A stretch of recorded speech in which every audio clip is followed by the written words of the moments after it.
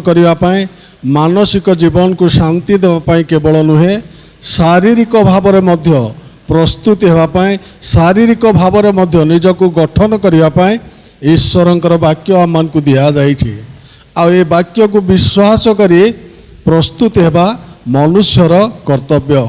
ये आम देखुचु जे कि ज्ञानी सोलोमन जार कथा बहुत थर आम शुणीचु से पृथ्वी रे गोटे महाज्ञानी भाव में परिचित थिले आउ जेते पुस्तक रचना करिसंती तन्मध्य उपदेशक मध्य से रचना करू करू तार 12 पर्व से कहले जे विशेष भाव में युवक मान आउ तुम्भे यौवन अवस्था रे आपणा सृष्टिकर्ता को स्मरण कर कहीं कारण जदि तुम्हें युवा काल रे भेंडिया बयस रे जदि प्रभु को स्मरण करिब तुमर मंगल हेब कहीं तल अंश कह जाए जे हेतु तार अर्थ तुम्हें स्मरण कर जे हेतु दुसमय आसुअछि जो सब वर्ष रे तुम्हें कहब एथिरे आमर किछि सुख नाई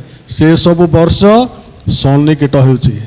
मु जदि आज कहबी मु गोटे 24 वर्ष भेंडिया पर ठिया हेबी हेब कि मते एबे 68 वर्ष पूरी गला 3 मास 68 वर्ष 3 मास हैला मु जदि कहबी गोटे 24-25 वर्ष भेंडिया पर चलबी बुलबी चेष्टा कली प्रार्थना कले मध्य प्रभु शुणबे नाही कहीं मते यौवन समय प्रभु देइथिले वर्तमान मु यौवन अवस्था को आसी पारिबी नाही वर्तमान ए समय लोक मु जोटा कि दुसमयर लोक टिके उच्चा जगह को चढ़ी जावाई कष्ट पाइबा लोक तल को ओह्लैला बेले जाग्रत रे पाद पकेवा लोक जदि मु असावधान रे पाद पकेबी पड़ीजी नहीं कि एणु प्रिय युवा माने युवती माने तुमर यौवन अवस्था प्रबंध केते लोक शुणिच हाथ देखल मनोयोगी होके खाली शुणवाटा तो समस्ते शुणीचु बढ़िया लिखिंट गोटे सुंदर प्रसंग पर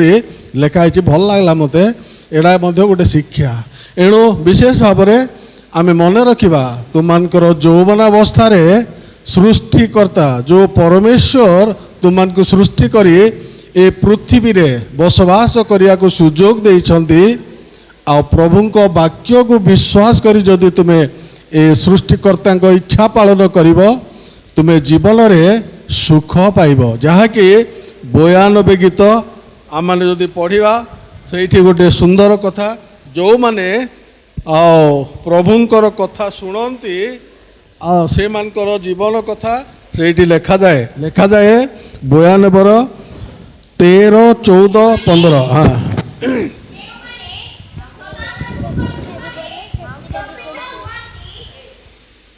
हाँ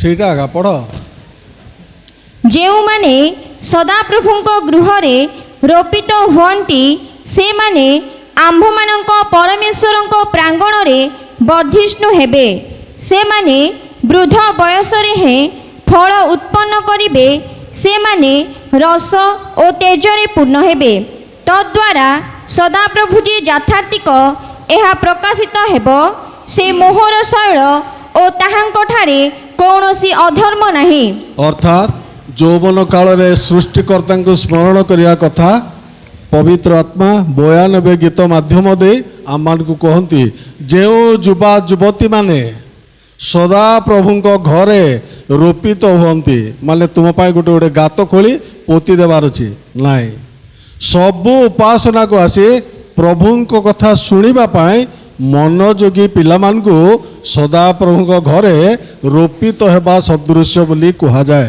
अर्थात गिरजा आसीबा कथा शुणिबा किंतु एक कान रे शुणी से कान रे जदि छाड़ी देउछु आमे गिरजा आसीनु खाली आसीछु गोटे मौज मजलिस देखिबा पाए तेणु प्रभु कहंती जेउ माने सदा प्रभुंक गृह रे रोपित हुअंती से माने वृद्ध बयस रे मध्य फल उत्पन्न करिवे जदिओ बा मान को प्रार्थना सभा कहगला तुम्हें यौवन अवस्था रे अपना सृष्टिकर्ता को स्मरण कर जेहेतु दुसमय आसुअछि କିନ୍ତୁ ସେ ଦୁଃସମୟ ପାଇଁ ଜଣେ ଯୁବକ ଯଦି ପ୍ରଭୁଙ୍କ ବାକ୍ୟ ଶୁଣି ପାଳନ କରି ଜୀବନରେ ପ୍ରଭୁଙ୍କ ଇଚ୍ଛାକୁ ଯଦି ସାଧନ କରି ଚାଲିଥିବ, ସେ ବୃଦ୍ଧ ହେଲେ ମଧ୍ୟ ଫଳ ଉତ୍ପନ୍ନକାରୀ ହେବ, ପୁଣି ଈଶ୍ୱରଙ୍କର ବାକ୍ୟ ରୂପ ରସରେ ତେଜିଆନ ହେବ, କାରଣ ତାଠାରେ ଈଶ୍ୱରଙ୍କର ବାକ୍ୟ ରୂପ ରସ ରହିଛି। ଏଣୁ ଏସବୁ ଆମେ କେଉଁଠୁ ପାଇବା, ଯାହାକି ପ୍ରଭୁ ଆମମାନଙ୍କୁ ଅନେକ କିଛି ପରାମର୍ଶ ଆଉ ଉପଦେଶ ଦେଇ ପ୍ରସ୍ତୁତ କରନ୍ତି, ଯାହାକି ଯୀଶୁଖ୍ରୀଷ୍ଟ ମଧ୍ୟ ଆଉ ପିତରଙ୍କୁ କହିଲେ। ସେ ମରିବା ପୂର୍ବରୁ ଏ କଥା କହିନାହାନ୍ତି, ମରିଗଲେ ପୁନରୁତ୍ଥିତ ହେଲେ, ପୁନରୁତ୍ଥିତ ହେଲା ପରେ ଆଉ ପିତରଙ୍କୁ କହିଲେ, ଯାହାକି ଯୋହନ 21 ପର୍ବର 18 ପଦ 19 ପଦ। ସତ୍ୟ ସତ୍ୟ ଫୋନ୍ କାହିଁ ସେ ପାଖରେ ଅଛି ପରା। ହଁ, ସତ୍ୟ ସତ୍ୟ ମୁଁ ତୁମ୍ଭକୁ କହୁଅଛି, ଯୁବକ ଥିବା ସମୟରେ ତୁମ୍ଭେ ଆପଣା କଟି ବନ୍ଧନ କରି ଯେଉଁଆଡ଼େ ଇଚ୍ଛା ସେଇଆଡ଼େ ଭ୍ରମଣ କରୁଥିଲ, କିନ୍ତୁ ବୃଦ୍ଧ ହେଲେ ତୁମ୍ଭେ ଆପଣା ହସ୍ତ ବିସ୍ତାର କରିବ ଓ ଅନ୍ୟ ଜଣେ ତୁମ୍ଭର କଟିବନ୍ଧନ କରି ଯେଉଁଆଡ଼େ ତୁମର ଇଚ୍ଛା ନଥିବ ସେଆଡ଼େ ତୁମ୍ଭକୁ ଘେନିଯିବ। ସେ କେଉଁ ପ୍ରକାର ମୃତ୍ୟୁଭୋଗ ଦ୍ୱାରା ଈଶ୍ୱରଙ୍କୁ ଗୌରବାନ୍ୱିତ କରିବେ ସେଥିର ସୂଚନା ଦେଇ ସେ ଏହା କହିଲେ। ଏହା କହିଲା ଉତ୍ତାରେ ସେ ତାଙ୍କୁ କହିଲେ, ମୋହର ଅନୁଗାମୀ ହୁଅ। ଅର୍ଥାତ୍ ପିତର କହିଲେ, ତୁ ପ୍ରଭୁଙ୍କ ଘରେ ରୋପିତ ହେ। କାହିଁ ପିତରଙ୍କର ଚଞ୍ଚଳ ଜୀବନ ପ୍ରଭୁ ଯୀଶୁ ଜାଣିଥିଲେ, ତେଣୁ ଏ କଥା କହିଲେ ଯେ ତୋର ଯୁବକ ଅବସ୍ଥାରେ ଯେଉଁଆଡ଼େ ଇଚ୍ଛା ସିଆଡ଼େ ଯାଇପାରିବୁ, ନିଜେ ନିଜର କଟିବନ୍ଧନ କରିପାରିବୁ, କିନ୍ତୁ ମନେ ରଖିଥା ପିତର, ଆଉ ତୁ ଯେତେବେଳେ ବୁଢ଼ା ହେଇଯିବୁ ତୁ ନିଜେ ନିଜର ଅଣ୍ଟା ବାନ୍ଧି ପାରିବୁ ନାହିଁ, ତୁ ଯେଉଁଆଡ଼େ ଇଚ୍ଛା ସିଆଡ଼େ ଯାଇପାରିବୁ ନାହିଁ। ଅନ୍ୟ ଲୋକ ତୋ ହାତ ଧରିବ ଆଉ ସେ ତୋର ଯୁଆଡ଼େ ଇଚ୍ଛା ନଥିବ ସିଆଡ଼େ ସେ ନେଇଯିବ। ଅର୍ଥାତ୍ ଯୌବନ କାଳ ଏକ ଆଶୀର୍ବାଦର ଦୟାର କାଳ, ଆଉ ଯୌବନ କାଳରେ ଯଦି ଆମେ ସୃଷ୍ଟିକର୍ତ୍ତାଙ୍କୁ ସ୍ମରଣ କରି ବାକ୍ୟକୁ ବିଶ୍ୱାସ କରି ପାଳନ ଯଦି କରିଥିବା, ଗୀତ ସଂହିତା 92 13, 14, 15 ଲେଖା ଅନୁସାରେ ଆମମାନଙ୍କୁ ପ୍ରଭୁ କହନ୍ତି, ଯେଉଁମାନେ ସଦା ପ୍ରଭୁଙ୍କ ଗୃହରେ ରୋପିତ ହୁଅନ୍ତି ସେମାନେ ବୃଦ୍ଧ ବୟସରେ ହିଁ ଫଳ ଉତ୍ପନ୍ନକାରୀ ହୋଇପାରିବେ ଆଉ ରସ ଓ ତେଜରେ ପୂର୍ଣ୍ଣ ହେବେ। କାରଣ ଆତ୍ମିକ ବାକ୍ୟର ରସ ଗୁଡ଼ିକ ପ୍ରଭୁ ଆମମାନଙ୍କୁ ବହୁତ କିଛି ପବିତ୍ର ଆତ୍ମାଙ୍କ ଦ୍ୱାରା ଦିଅନ୍ତି, ଯାହାକି ଆମେ ଗୋଟିଏ ଅଂଶ ଦେଖିବା। ପ୍ରଥମ ତିମୋଥୀ ତାର 6 ପର୍ବର 11 ପଦରୁ 16 ପଦ ପର୍ଯ୍ୟନ୍ତ। ଫୋନ୍ ପଢ଼ିଲା କହିଲା ପରିକରି ପଢ଼େ। କିନ୍ତୁ ହେ ଈଶ୍ୱରଙ୍କ ଲୋକ, ତୁମ୍ଭେ ଏହି ସମସ୍ତରୁ ପଳାୟନ କରି ଧାର୍ମିକତା, ଈଶ୍ୱର ପରାୟଣତା, ବିଶ୍ୱାସ, ପ୍ରେମ, ଧୈର୍ଯ୍ୟ ଓ ସହିଷ୍ଣୁତାର ଅନୁଗାମୀ ହୁଅ। ବିଶ୍ୱାସର ଉତ୍ତମ ଯୁଦ୍ଧରେ ପ୍ରାଣପଣ କର, ଅନନ୍ତ ଜୀବନ ଧରି ରଖ, ସେଥିପାଇଁ ତ ତୁମ୍ଭେ ଆହୁତ ହୋଇଅଛ ଓ ଅନେକ ସାକ୍ଷୀଙ୍କ ସାକ୍ଷାତରେ ଉତ୍ତମ ସାକ୍ଷ୍ୟ ଦେଇଅଛ। ସମସ୍ତଙ୍କ ଜୀବନଦାତା ଈଶ୍ୱରଙ୍କ ସାକ୍ଷାତରେ, ପୁଣି ପନ୍ତିୟ ପିଲାତଙ୍କ ସମ୍ମୁଖରେ ଉତ୍ତମ ସାକ୍ଷ୍ୟଦାତା ଖ୍ରୀଷ୍ଟ ଯୀଶୁଙ୍କ ସାକ୍ଷାତରେ ମୁଁ ତୁମ୍ଭକୁ ଆଦେଶ ଦେଉଅଛି, ତୁମ୍ଭେ ଆମ୍ଭମାନଙ୍କ ପ୍ରଭୁ ଯୀଶୁ ଖ୍ରୀଷ୍ଟଙ୍କ ଆଗମନ ପର୍ଯ୍ୟନ୍ତ ଧର୍ମବିଧି ପାଳନ କରି ନିଷ୍କଳଙ୍କ ଓ ଅନିନ୍ଦନୀୟ ହୋଇ ରୁହ।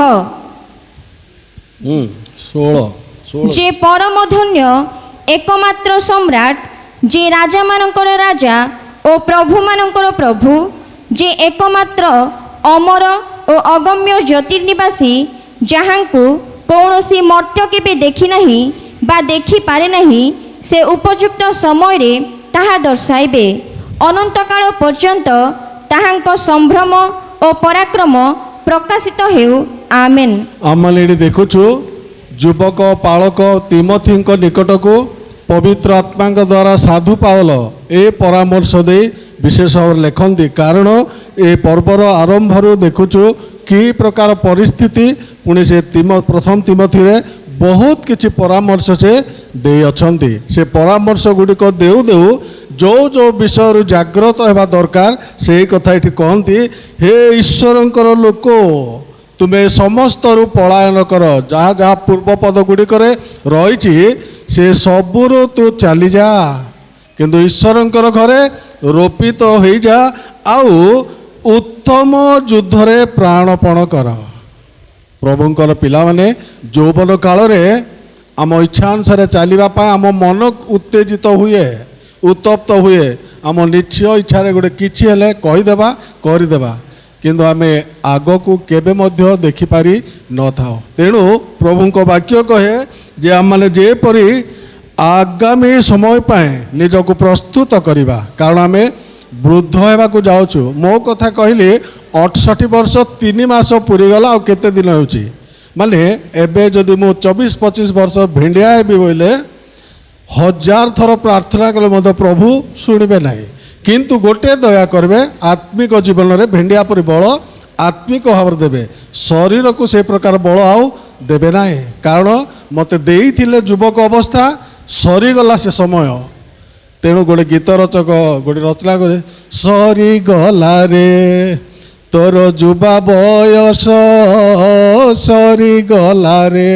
ଅର୍ଥାତ୍ ତୋତେ ଦେଇଥିଲି ରେ ବାବୁ ଯୁବା ବୟସ, ଭେଣ୍ଡିଆ ହେଇଥିଲୁ, ଜ୍ଞାନ ଦେଇଥିଲି, ବୁଦ୍ଧି ଦେଇଥିଲି, ସବୁ ଦେଇଥିଲି ଭେଣ୍ଡିଆ ବୟସରେ। କେତେ ପରିମାଣରେ ମୋତେ ଭୟ କରିଛୁ, କେତେ ପରିମାଣରେ ଜଗତ ଠାରୁ ଦୂରେଇ ରହିଛୁ, କେତେ ପରିମାଣରେ ଆଉ ଈଶ୍ୱରଙ୍କର ଇଚ୍ଛା ତୁ ପାଳନ କରିଛୁ। ଶେଷରେ ପ୍ରଭୁ ଯେତେବେଳେ ପଚାରିବେ ଆମ ପାଖରେ ଉତ୍ତର ଥିବାକୁ ହେବ। ଏଣୁ ବିଶେଷ ଭାବରେ ପ୍ରଭୁ ଆମମାନଙ୍କୁ ଏ ସଂକ୍ଷିପ୍ତ ବାକ୍ୟ ଦ୍ୱାରା ଆଜିର ଉଦ୍ଯୋଗ ସମିତିର ସମସ୍ତ ଯୁବା ଯୁବତୀମାନଙ୍କୁ ଶିଖିବା ପାଇଁ, ବୁଝିବା ପାଇଁ, ନିଜକୁ ପ୍ରସ୍ତୁତ କରିବା ପାଇଁ ପ୍ରଭୁ ସାହାଯ୍ୟ କରନ୍ତୁ। କାରଣ ଯୌବନ କାଳ ଈଶ୍ୱରଙ୍କୁ ସ୍ମରଣ କରିବା ଆଉ ତାଙ୍କର ଇଚ୍ଛାକୁ ବୁଝିବାର, ତୀକ୍ଷ୍ଣ ବୁଝିବାର, ଜ୍ଞାନ ପ୍ରାପ୍ତିର ସମୟ। ଆଉ ସେହି ସମୟରେ ଯେଉଁମାନେ ପ୍ରଭୁଙ୍କ ଘରେ ଅର୍ଥାତ୍ ପ୍ରତିଟି ଉପାସନାରେ ବସି ପ୍ରଭୁଙ୍କ ବାକ୍ୟ ଧ୍ୟାନରେ ଶୁଣି ମନେ ରଖିଥାନ୍ତି, ଧନ୍ୟ ସେହି ଯୁବା ଯୁବତୀମାନେ। ଜାଗତିକ ଉନ୍ନତିକୁ ଦେଖନ୍ତୁ ନାହିଁ, ଆତ୍ମିକ ଉନ୍ନତି ହେଉଛି ସବୁଠାରୁ ବଡ଼ ବିଷୟ। ଏଣୁ ଜାଗତିକ ଉନ୍ନତି, ଆତ୍ମିକ ଉନ୍ନତି ପୁରାପୁରି ଭିନ୍ନ। ଆମକୁ ଅର୍ଥାତ୍ ପ୍ରଭୁଙ୍କୁ ନ ପାଇବା ଲୋକମାନେ ଜାଗତିକ ଉନ୍ନତିରେ ଅଛନ୍ତି। କିଏ ତ କଲେକ୍ଟର, କିଏ ଗଭର୍ଣ୍ଣର, ସେମାନେ ପ୍ରଭୁଙ୍କୁ ପାଇଛନ୍ତି କି ନାହିଁ, କିନ୍ତୁ ପ୍ରଭୁ ସେମାନଙ୍କୁ ଜଗତର ଜ୍ଞାନ ବୁଦ୍ଧି ଦେଇଛନ୍ତି। ଏ ଉନ୍ନତି ସହିତ ଈଶ୍ୱରଙ୍କର ପବିତ୍ର ଆତ୍ମିକ ଦାନର ଉନ୍ନତି ସମାନ ନୁହେଁ। ଏଣୁ ଆସୁ ଆମମାନେ ପ୍ରଭୁଙ୍କ ବାକ୍ୟକୁ ବିଶ୍ୱାସ କରି ଆମେ ନିଶ୍ଚିତ ଭାବରେ ଜାଗତିକ ଭାବରେ ବୃଦ୍ଧ ହେବା, ଆତ୍ମିକ ଭାବରେ ମଧ୍ୟ ହିତାହିତ ଜ୍ଞାନର ଟିକେ ଅବହେଳା ହେବାର ସମୟ ଆସିଯାଉଛି। ଏଣୁ କେତେକ ବୃଦ୍ଧମାନଙ୍କୁ ଦେଖିଥାଉଛି ସେମାନଙ୍କର କଥା ଭାଷା, ବୟସ୍କ ଲୋକମାନେ ସେମାନଙ୍କର ଟିକେ ହିତାହିତ ଜ୍ଞାନ କମିଯାଏ। ଏଣୁ ବୃଦ୍ଧ ଅବସ୍ଥା ଯେ ଏ ପ୍ରକାର ଅବସ୍ଥା, ସେ ସମୟ ପାଇଁ ମାନେ ଦୃଷ୍ଟି ଆଗରେ ରଖି ଈଶ୍ୱରଙ୍କ ବାକ୍ୟ ଶୁଣିବା, ପାଳନ କରିବା, ପ୍ରତିଟି ଉପାସନାରେ ବସି ପ୍ରଭୁଙ୍କର ଆଶୀର୍ବାଦର ପାତ୍ରପାତ୍ରୀ ହେବା, ଏହା ହିଁ ଆଜିର ଉଦ୍ଯୋଗ ସମିତିର ସମସ୍ତ ଯୁବା ଯୁବତୀମାନଙ୍କ ପାଇଁ ପ୍ରଭୁ ଆଶୀର୍ବାଦ କରନ୍ତୁ। ଧନ୍ୟବାଦ ମୋତେ ଏ ସୁନ୍ଦର ସୁଯୋଗ ଦେଇ ଆଉ ସମିତି ବ୍ୟବହାର କରିଥିବାରୁ ପ୍ରଭୁ ସମିତିର ସମସ୍ତ କର୍ମକର୍ତ୍ତାମାନଙ୍କୁ ଆଶୀର୍ବାଦ କରନ୍ତୁ। ଅବଶିଷ୍ଟ ସମୟ ସମିତି ବ୍ୟବହାର କରିବା।